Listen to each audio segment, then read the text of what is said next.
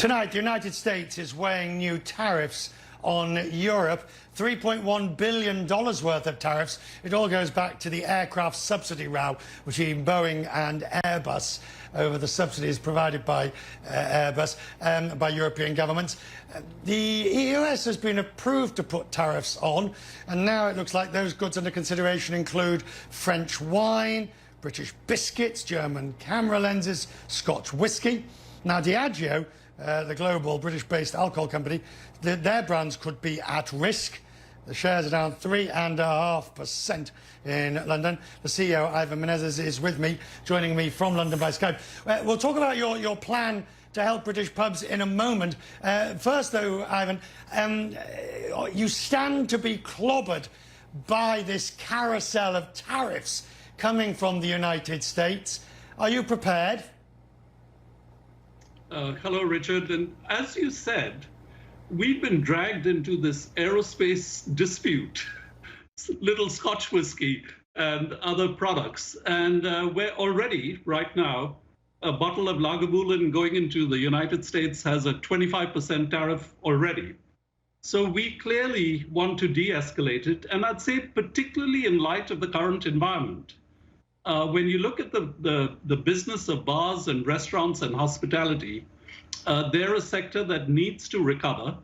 And these tariffs are not going to help both sides of the Atlantic. So we're hoping sense will prevail across the US and the EU not to escalate this further. You're being clobbered from all sides, in a sense, because in the United Kingdom, the reopening of sorts that's taking place, yes, pubs can reopen, but you can't stand and drink, which means many of the pubs selling your booze, well, I mean, they'll be starting to ask whether it's worth reopening.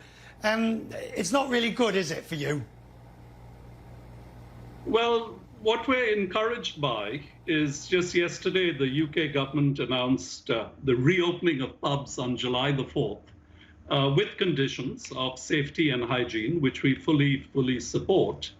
We're encouraged. You know, we've done surveys around 10 countries around the world, and the two things consumers look for the most, people are looking for, one is to reconnect with family and friends, and the second is to go out to a bar or a pub. And we think governments supporting the hospitality industry to open responsibly is a good thing. And I can't wait to get out on July the 4th and get my first pint of Guinness after many months at my local here in London. Well, hopefully your local will have taken part in your raising the bar. It's $100 million that you're using to assist or to help bars in major destinations, New York, London, Edinburgh, and so forth. New jobs program, practical equipment. I mean, at the end of the day, what these people need is real practical help. How does raising the bar help them? Well, that's exactly what it's designed to do. And if you look at the economic impact of the pandemic, one of the sectors that's been really hit terribly is the bar and restaurant and hospitality sector. And it's a big employer. 1 in 10 jobs in the world comes from this sector. And it's mostly young people, right? Most of us have, at some point or the other, worked in a bar and a restaurant early in our career. So what we put in place is digital tools and support. And depending on the market, we will support with equipment for hygiene, for mobile bars, to take automated reservations. So we want to support the recovery of bars and pubs reopening safely. And that's what we announced with the $100 million recovery fund that we are committing to the industry.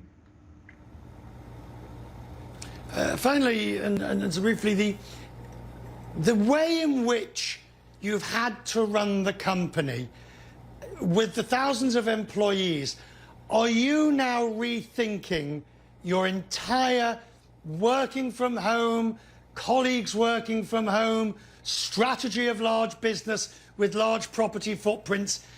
Or do you believe in the fullness of time we'll all be back to square one?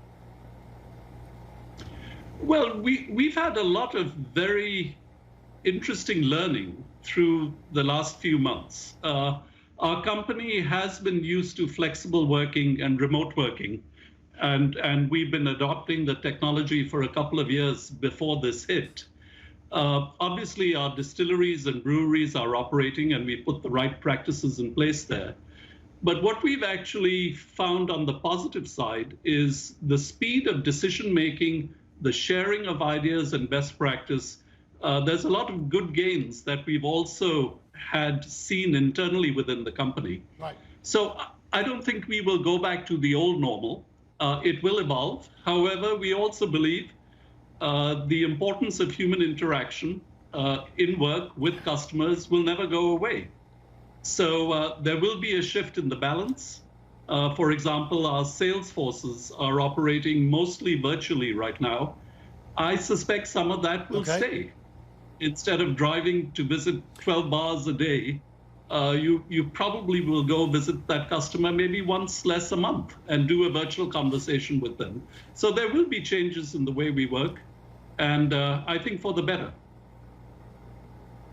Ivan, I heard you at the beginning of this, you were talking about missing going to your local for a pint of Guinness. Well, I'll tell you what, when we're both back and socially distanced, of course, the first round is on me. There you are. I'll even contribute to your profits. First round on me. Ivan, good to see you, Ivan. Always good to see you. Thank you, sir.